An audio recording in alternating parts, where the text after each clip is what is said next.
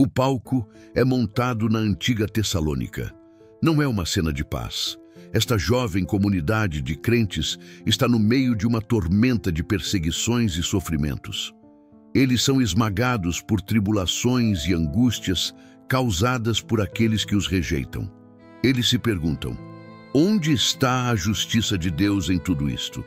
A cortina se abre com a saudação de Paulo, Silvano e Timóteo. Não são palavras vazias. Eles se dirigem à comunidade com carinho, desejando-lhes graça e paz da parte de Deus, o Pai, e do Senhor Jesus Cristo. Mas o tom rapidamente se eleva. Paulo, o historiador apóstolo, não hesita em lhes tecer louvores que ecoam pelas igrejas vizinhas. Ele afirma que ele e seus companheiros têm o dever de sempre agradecer a Deus por eles. E por quê? Porque a fé que vocês têm está crescendo extraordinariamente e o amor de todos vocês, uns pelos outros, está aumentando. Pense nisto. Enquanto a perseguição os atinge, a fé deles não diminui, ela floresce. O amor entre eles, em vez de se fragmentar sob a pressão, se intensifica. Por causa dessa perseverança e fé demonstradas no meio de todas as suas perseguições e tribulações, Paulo diz: nós nos orgulhamos de vocês entre as igrejas de Deus. É um testemunho poderoso da resiliência humana e da força da convicção. Em seguida, o texto muda de uma cena de louvor para um vislumbre do futuro, um momento de justiça inabalável. Paulo explica o significado de tanto sofrimento.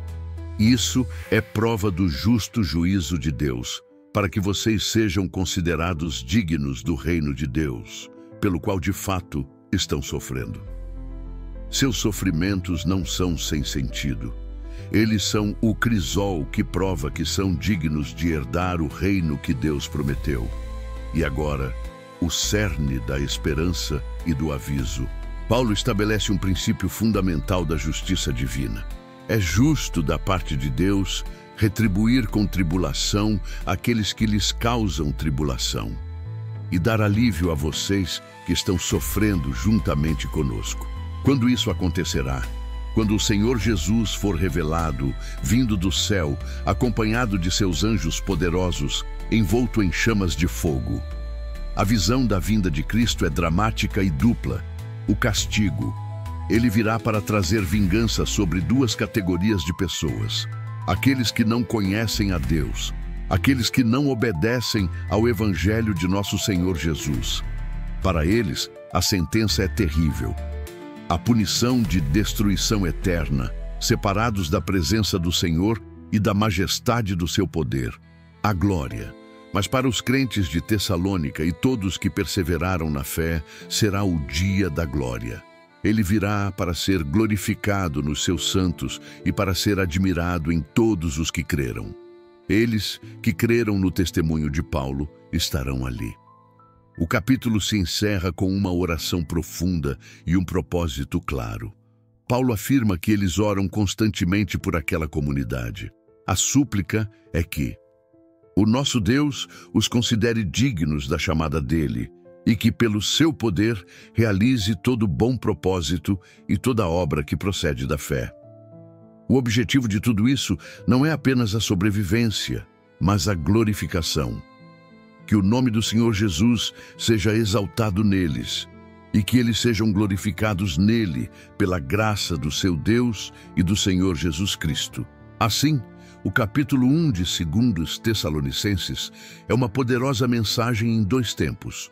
Um reconhecimento da heróica perseverança presente da comunidade perseguida e, ao mesmo tempo, uma visão dramática e certa do futuro, onde o Senhor Jesus irá restaurar a justiça e recompensar seus fiéis. É uma injeção de esperança e um lembrete solene da balança final de Deus. Após a primeira carta, o povo de Tessalônica caiu numa perturbação profunda. Circulavam rumores, alegadas profecias e até cartas falsificadas como se fossem nossas, diz Paulo. A mensagem era de pânico.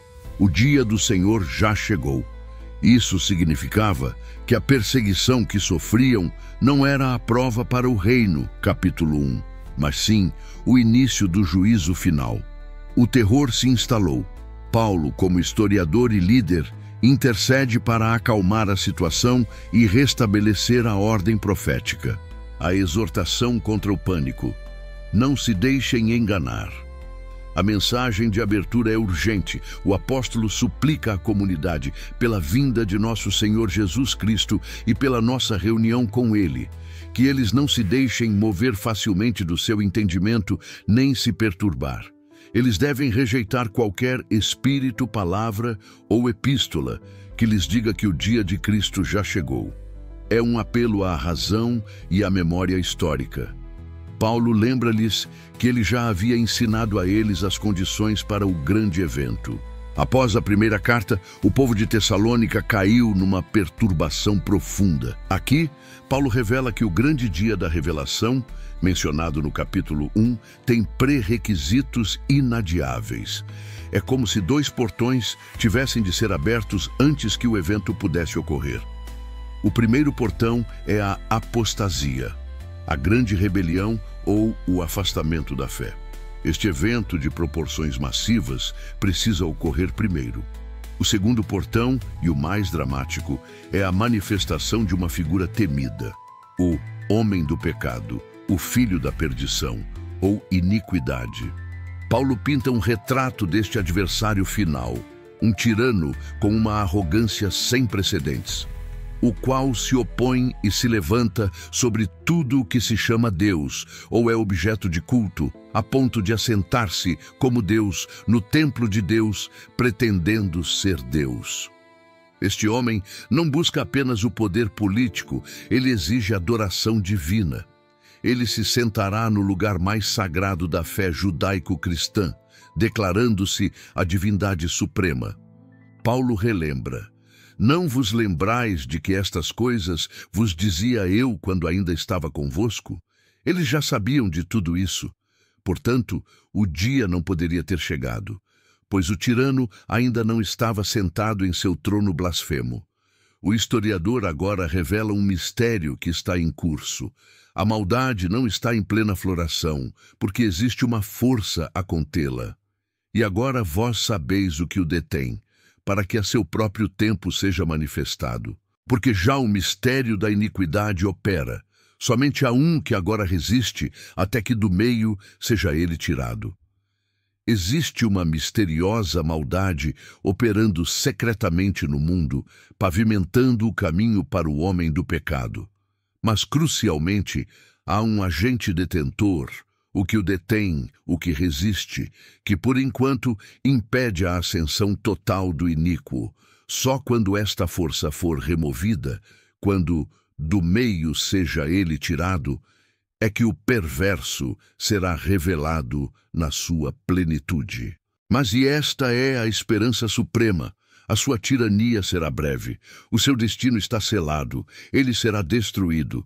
O Senhor Jesus o matará com o sopro de sua boca e o destruirá pela manifestação da sua vinda.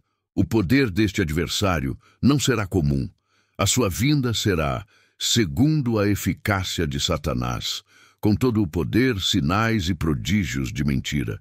Ele não será apenas um político carismático, mas uma figura sobrenaturalmente sedutora. Ele usará todo o engano da injustiça contra um grupo específico, aqueles que perecem. O motivo da condenação deste grupo é claro e trágico, porquanto não receberam o amor da verdade para se salvarem.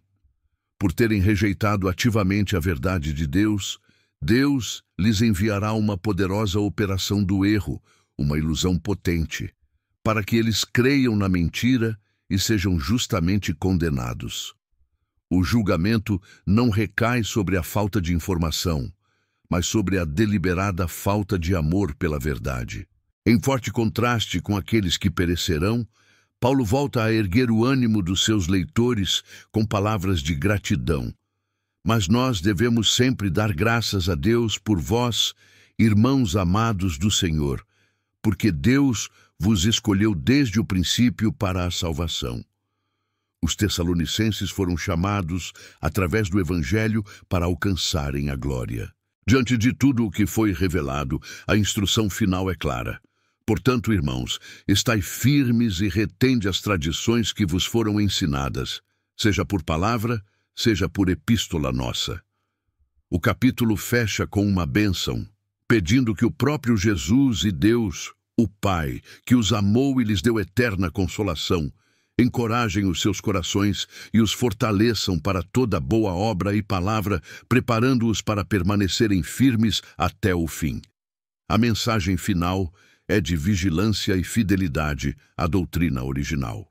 Após abordar a perseguição, capítulo 1, e corrigir a confusão profética sobre a vinda de Cristo, capítulo 2, o apóstolo Paulo, junto com Silvano e Timóteo, volta-se para as questões práticas e éticas da vida diária da comunidade em Tessalônica.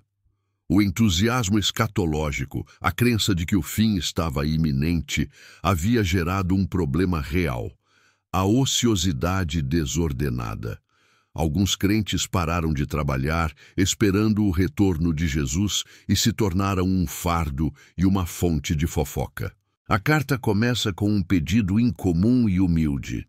Paulo pede que os crentes orem por ele e seus companheiros.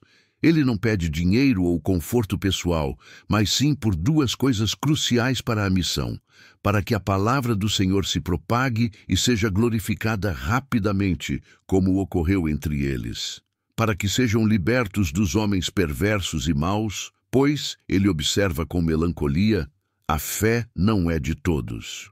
Em seguida, ele afirma a fidelidade de Deus, garantindo que o Senhor os fortalecerá e os guardará do maligno. A confiança de Paulo é mútua. Ele confia neles no Senhor, de que não apenas estão fazendo, mas continuarão a fazer o que lhes foi ordenado. A oração final por eles é um desejo profundo de que o Senhor os guie para uma compreensão cada vez maior do amor de Deus e da perseverança que vem de Cristo. O tom muda. Paulo passa do encorajamento caloroso para uma ordem severa dada em nome do Senhor Jesus Cristo. Nós vos ordenamos, irmãos, em nome de nosso Senhor Jesus Cristo, que vos afasteis de todo irmão que anda desordenadamente, e não segundo a tradição que de nós recebestes. O problema não era apenas a preguiça, mas o andar desordenado. Atactos no grego, que se refere a um soldado que não marcha em ordem. Este comportamento destrói a coesão da comunidade. Para combater a desordem, Paulo evoca seu próprio exemplo, seu histórico de trabalho incansável. Ele e seus companheiros nunca foram ociosos em Tessalônica. Eles não aceitaram comida ou sustento de graça, mas trabalharam com labor e fadiga, noite e dia, para não serem um peso para ninguém. Fizeram isso não por falta de direito, eles o tinham, mas para lhes dar um exemplo a ser imitado. O princípio histórico e ético que ele estabeleceu é retomado como regra de ouro: se alguém não quiser trabalhar, não coma também. O apóstolo revela a causa da desordem. Pois, de fato, ouvimos que alguns entre vós andam desordenadamente, não trabalhando antes, intrometendo-se na vida alheia, fazendo coisas vãs. O ócio leva ao tédio, e o tédio leva à intromissão. Pessoas que não cuidam de seus próprios negócios se tornam fofoqueiras e criadoras de problemas na igreja. Aos desocupados, Paulo emite uma ordem final e urgente: trabalhem sossegadamente e comam do seu próprio pão. Para a vasta maioria que estava agindo corretamente, a exortação é de perseverança. E vós, irmãos, não vos canseis de fazer o bem. Quanto aos desobedientes, Paulo estabelece um protocolo de disciplina que visa a restauração. Notai-o. Identifiquem aquele que se recusa a obedecer à instrução da carta. Não vos associeis com ele. Criem uma distância social para que ele sinta a vergonha da sua conduta. Não o considereis inimigo, mas admoestai-o como irmão. O objetivo não é o banimento hostil, mas a correção fraterna, visando o arrependimento. A epístola se encerra com um desejo de paz. O Senhor da paz vos dê sempre paz de toda a maneira. E com uma saudação de próprio punho de Paulo, que servia como sinal de autenticidade, uma medida de segurança contra as cartas falsificadas mencionadas no capítulo 2. O capítulo 3, portanto, é o fecho prático da carta, um poderoso chamado à ordem e à dignidade do trabalho no dia a dia, mesmo e especialmente enquanto se espera a vinda gloriosa do Senhor. A verdadeira fé não é inação, mas sim uma vida de trabalho sossegado e de amor perseverante.